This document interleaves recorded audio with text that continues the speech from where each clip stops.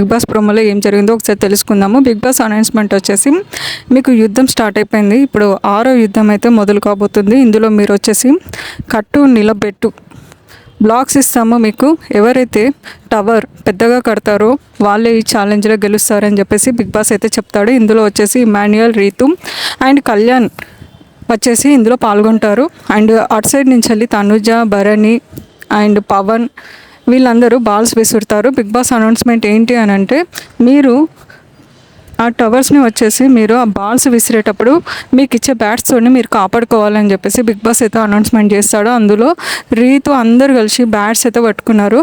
కళ్యాణ్ అయితే టవర్ పెద్దగా కట్టేశాడు. కానీ అక్కడ జరిగింది ఏంటి అని అంటే, పవన్ డిమాండ్ పవన్ వచ్చేసి కళ్యాణ్ అయితే స్టార్ట్ చేశాడండి. అంటే ఆయనది టవర్ పడగొట్టాలి అని చెప్పేసి ఫిక్స్ అయిపోయాడు. ఇది తనుజ గమనించి తను ఏం చేసింది అని అంటే, ఎవరైతే కళ్యాణ్కి ఆపోజిట్గా వెళ్తున్నారో వాళ్ళకి సంబంధించిన వాళ్ళది నేను పడగొడతా అని చెప్పేసి ముందుకు వచ్చేసింది. దీనివల్ల రీతుకి అయితే గట్టిగా ఇచ్చిందండి తనుజ బాల్స్ విసరడం. ఇక్కడ బర్ని గారు కూడా రీతుకే బాల్స్ గట్టిగా విసిరాడు. దీంతో రీతు బ్రస్ట్ అయిపోయి, ఇంతమంది నాకే ఎందుకు విసురుతున్నారు బర్నన్న, మీకు నేను తప్ప ఇంకా వేరే ఇద్దరు కనిపించట్లేదా అని రీతు అయితే సీరియస్ అయిపోయిందండి. లాస్ట్లో వచ్చేసి డీమాన్ కళ్యాణ్ది టవర్ వడగొట్టేటప్పుడు లైన్ దాటి లోపల అడుగు పెట్టాడు. దీంతో కళ్యాణ్ వచ్చేసి తను డిస్క్వాలిఫై చేసేయండి అని చెప్పేసి సంజన గారితో అనగానే తనైతే చెప్పేసిందండి.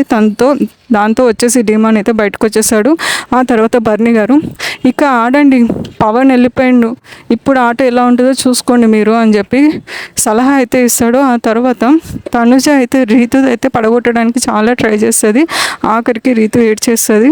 పవన్ వచ్చి హగ్ చేసుకుంటాడు. అంటే అప్పుడు రీతు అంటుంది, నువ్వు ఒక్కడు ఏం చేస్తావురా ఇంతమంది ఆపోజిట్గా ఉన్నప్పుడు అని చెప్పేసి. దీనిపై మీరేమనుకుంటున్నారు ఈ ప్రోమోపై అనేది కమెంట్ సెక్షన్లో కామెంట్ చేయండి.